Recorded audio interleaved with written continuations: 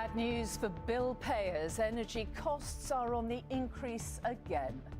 34 million customers in England, Scotland and Wales will see their electricity and gas go up, with the price cap on providers rising by 2%. That's more than expected and is causing real concern. Disabled people are already disproportionately affected. There's a lot of people in my position that work full-time and they might work from home, for example, which means that their energy is going to skyrocket. The news adds an unwelcome chill as we move into autumn and comes despite falling wholesale energy prices. So what's behind the rise and could there be more on the way? Also tonight. What a difference a day makes. Farage flips on his pledge to make mass deportations of illegal migrants, saying women and children might be spared. I was very, very clear yesterday in what I said, that the deportation of illegal immigrants, we were not even discussing women and children at this stage. There were so many illegal males in Britain. 200,000 displaced by floods in Pakistan after a month of monsoon rains fell in just 24 hours. Here, an asylum seeker on trial for sexual assault in Epping tells the court, "I'm not a wild animal." And meet the in-laws. Travis Kelce's dad spills the secrets of his engagement to Taylor Swift. I asked Travis, I said, "When are you going to announce the engagement?" He said, "Whenever Taylor says so."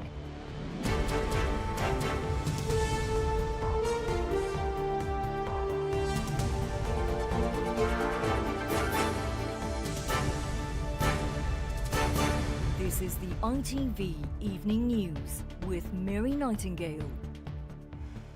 Good evening. There is a pretty grim news tonight for millions of households already struggling with the high cost of energy.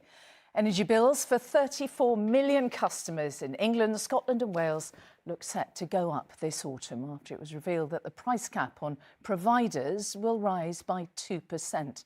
That is more than widely expected and comes despite falling wholesale energy prices. Customers are being urged to find savings by switching, but there is some good news. For those who owe money to their energy supplier, it's emerged that some debts could be wiped out next year. Here's our consumer editor, Chris Choi. Energy customers like Miles Pearson hoped for lower bills. After all, wholesale energy prices have actually fallen. But despite that, power bills are rising ahead of winter. Disabled people are already disproportionately affected. Yeah, unfortunately, there's a lot of people in my position that work full-time and they might work from home, for example, which means that their energy is going to skyrocket.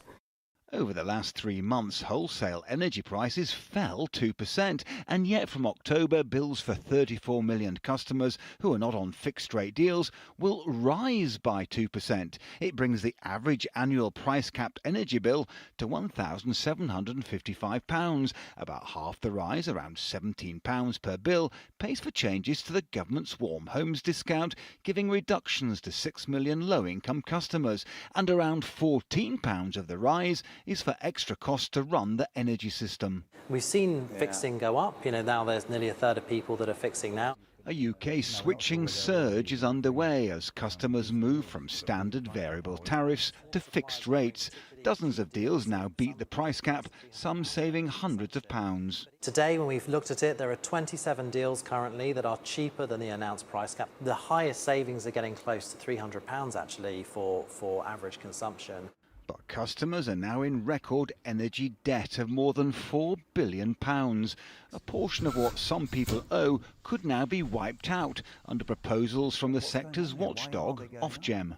What we're looking at with the debt relief scheme is to target the debt that built up in households during the crisis when energy bills were exceptionally high. Isn't the danger here that you'll incentivise people not to pay their bills? How are you going to sort out the can't pays from the won't pays? Well, the important thing there, and it is a real issue, we are targeting those households where we know people are on very low incomes and have faced issues that they cannot deal with. Already 40% are struggling to pay, and now as cold weather approaches, the scene is set for yet another bill to rise for millions. You can almost feel the heart sinking all over the country, can't you? Are there going to be more rises coming down the line, do you think? There's some fairly ominous price pressures coming. A lot of it is rejigging the national grid. Already, Ofgem has authorised £24 billion. That could stretch to 110 billion eventually, and that trickles down and is taken from our bills. Then there are those debt pressures. We just heard about them, £4 billion now.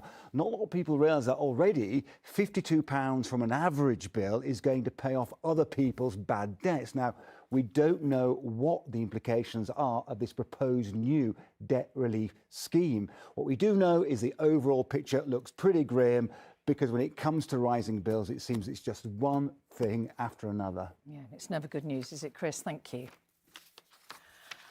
Nigel Farage today appeared to backtrack on his plans for mass deportations of asylum seekers arriving illegally.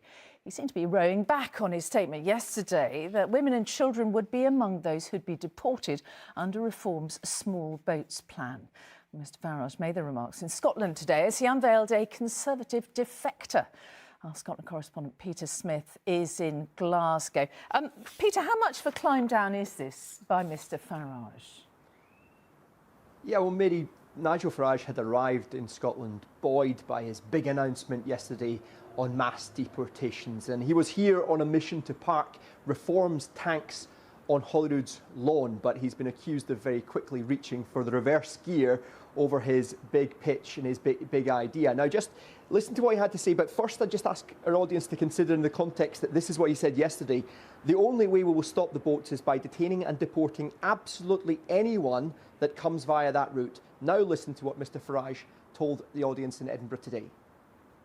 I was very, very clear yesterday in what I said, that the deportation of illegal immigrants, we were not even discussing women and children at this stage. There were so many illegal males in Britain, and the news reports that said that after my conference yesterday were wrong. Wrong, wrong, wrong. Now, again, just to remind in the context that he had said yesterday, yes, women and children, everybody on arrival will be detained. Now, after this media conference, he was forced to clarify yet again. He said apparently single women will be detained and deported, children will not. Women with children, well, he said that's complicated and requires further consideration. And Peter, a Conservative MSP has defected to Reform today. How much of a coup is that for the party? Well, yes, it's Graham Simpson MSP. Now, he's not exactly a blockbuster name. He's not a household name in Scotland. You can see he's been, it's clearly a coup for Reform to have this defection. Although Nigel Farage was forced to make another clarification. He said that Graham Simpson was Reform's first Scottish MSP. That, of course, was Michelle Ballantyne. Nigel Farage says she was before his time. Peter Smith in Glasgow, thank you. 2 children, aged 8 and 10, have been killed in a school shooting in the United States. The shooting happened during a mass for pupils at the Annunciation Catholic School in Minneapolis. The authorities say the gunman began firing through the window using a rifle, a shotgun and a pistol before then taking his own life. 17 people were injured, including 14 children. 2 children are in a critical condition. A huge area of Pakistan is tonight under threat of further flooding after warnings from India that it has opened the gates of 2 major river dams to prevent them bursting. Heavy monsoon rains have continued to drench the cross-border Kashmir region, with more than 200,000 people now displaced in Pakistan, according to the latest official estimates. In the Jammu region of Indian-controlled Kashmir, which saw a month's worth of rain in 24 hours, 33 people were killed when a landslide engulfed a Hindu pilgrimage route. With rivers flowing from India into Pakistan's vital Punjab region, floods that have already caused widespread devastation, and now with the opening of the dams threatening Pakistan's second biggest city, Lahore. And one of the holiest shrines in the Sikh region is now underwater. Carrie Davis reports. When a swollen river moves with such devastating force, raging is exactly right. In Indian-controlled Kashmir, intense rains have triggered flash flooding. The mass of water has ripped through roads and buildings in Jammu and dumped the rubble downstream. When this bridge began to crumble, cars were at risk of falling into the river below.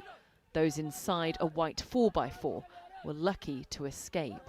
Inescapable was the crush of a huge landslide that killed at least 32 people. We had no time to react, not even a single second to save anyone, she says. Her daughter and sister are among the dead. With its dams overflowing, India has warned neighbouring Pakistan it's opening gates and releasing water into rivers the two countries share. It means things are expected to get worse in the already flooded areas of Pakistan's Punjab province. Today, the army have been called in to help with evacuations. The region, home to half the country's 240 million people, is also its agricultural heartland. Our houses were submerged and everything was destroyed, he says. The mud houses collapsed. We saved our children and animals. Pakistan has been particularly badly hit this monsoon season. As a result, almost 800 people have been killed nationwide since late June. Scientists say climate change is fueling heavier rains across South Asia, raising the risk of catastrophic flooding. Carrie Davis, ITV News. There is more ahead in the ITV Evening News, including the battle to contain a wildfire burning for more than a fortnight on the North York moors. And new details about the Taylor-Travis engagement. That and more after the break. See you then.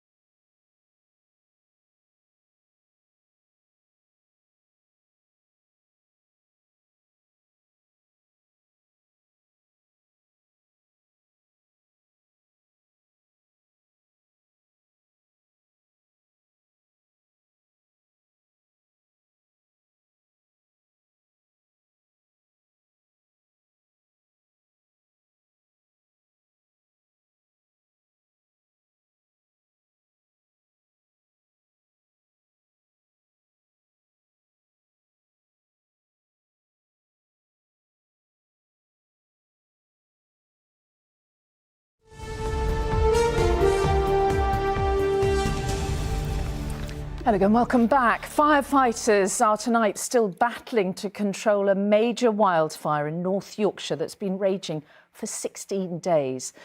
The blaze broke out on Langdale Moor on the 11th of August and is estimated to have affected up to 2,000 acres of moorland.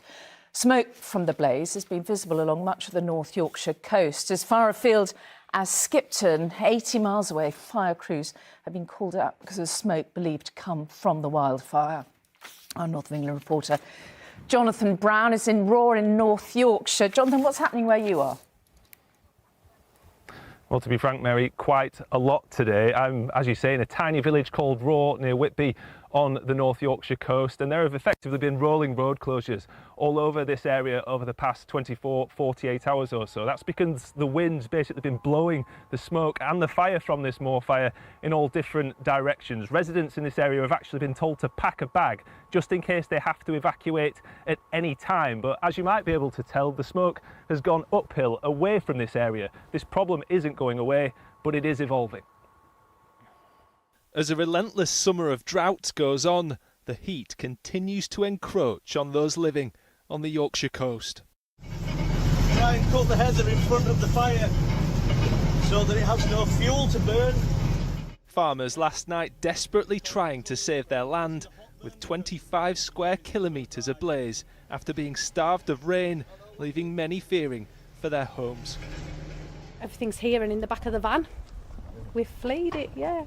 Michelle, who's lived on land near Whitby all her life, says her home was surrounded by smoke to the point she decided to evacuate her horse, Bertie. We're praying for rain now to try and help the firefighters and the farmers put it out. Have you seen anything like this before? No, not in my time, no. I don't really want to experience it again either. Bertie's one of several animals taken to this equestrian centre 11 miles away, after the owner offered stables for free to help out. In Whitby, the views have been clouded by drifting smoke as firefighters and volunteers several miles away continue to tackle a moor fire that started 16 days ago. That's prompted well-wishers in the town to donate supplies to help those trying to stop the spread. They've got volunteers up there putting the fire out because the government don't seem interested in getting the army or anybody involved, and they're up there thirsty and hungry. Meanwhile, the fire service says talks are ongoing to bolster its work, while the situation, it says, is under control. The next steps for us, we will hopefully, as we said, we'll work through and we'll receive the National Resilience Assets, but we also have to be realistic. And as the fire has continued to move across the moors, we have evacuated small-scale areas. Well, this is as close as we can get to the fire at the moment, though the smell here is still thick in the air. But finally, in the last few minutes, we have started to feel drops of rain falling. But it's going to take many more of them for people's fears here to be fully extinguished. Despite the brief showers, the burning here continues. This ever-evolving fire threatening more land and more livelihoods as the days go by. Jonathan Brown, ITV News, Whitby. An asylum seeker who was a resident at a hotel in Epping told a court today, "I am not a wild animal." Hadush Gerber Slazi Kebalu, who's from Ethiopia and arrived by small boat, denies trying to kiss a 14-year-old girl. Speaking through an interpreter, he said, "I can't do these things." Well, Neil Connery is at Colchester Magistrates Court. So, Neil, what exactly happened there today? Well, Mary, the court heard from a woman who claimed that Hadush Kabatu was begging, pleading and apologising when she confronted him after he allegedly sexually assaulted a 14-year-old girl. Now, the witness, who alleges he also sexually assaulted her, said he tried to run away when confronted. The woman's 999 call was played in court. She was emotional, following him back to the Bell Hotel where he was a resident. She screamed, "Get away from them kids," shouting he was a paedophile. She was asked by the defence barrister, "Were you angry about asylum seekers in this country?" She replied, "I was angry that he touched a 14-year-old girl." Now, video of Mr. Kabatu's arrest that day was also shown. He took the stand this afternoon, and speaking through a translator, he said, "I am not a wild animal." He said he was from Ethiopia and had been a sports teacher. He denied all the allegations, saying, "I'm a Christian. This is not in my culture as well." When asked about the alleged 14-year-old victim, he replied, she could be my daughter. She is very young. He also denied touching the woman who claimed she was his second victim. He claimed she was drunk, moving closer to him, saying he was handsome, inviting him to her house. This trial continues with summing up and verdict expected next Thursday. Neil Connery in Colchester, thank you. And finally, in a celebrity story as headline-grabbing as Taylor Swift's engagement, it is always good, isn't it, to get the inside track. And the singing star's future father-in-law certainly provided that today, revealing more details about how it all happened. It seems the American football player Travis Kelce actually popped the question nearly a fortnight ago, although his dad says he guessed it was on the cards months ago. Laura Jones reports. Send Travis and Taylor a giant congratulations for being engaged! A pop princess and a sports superstar will soon see their love story reach a happy ending. And the news sent fans into a frenzy. Taylor Swift. Swift's engaged. Guess who's engaged? Taylor Swift. In a 5-picture Instagram post, Taylor Swift announced her engagement to American football player Travis Kelce. He's pictured on one knee, popping the question in a garden overflowing with flowers. It's since been liked 30 million times, including by the Prince and Princess of Wales. But we found out more details on the proposal from a very proud dad. I didn't get a text. I got a FaceTime call from them. And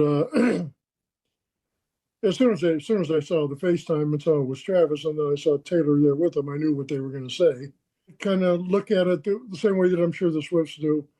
This is still the little kid they raised at home.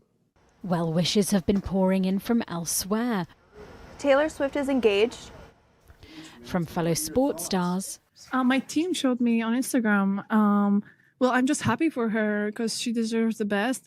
To other singers like Sabrina Carpenter. But Swift is well known for heartbreak anthems.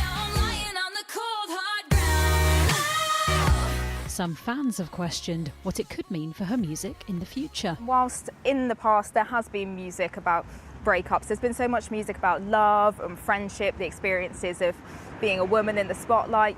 So I think actually we perhaps might start seeing some more glimpses of songs like So High School, which is rumoured to be about Travis Kelce. In the meantime, they'll eagerly be awaiting more details, including on what the couple will wear, perhaps a top hat and tails. Either way, it looks like Taylor Swift has found her endgame. Laura Jones, ITV News. Well, Tom's here with news at 10 on slightly later tonight after the football, just after 10:20. But from me and all the evening news team, bye-bye.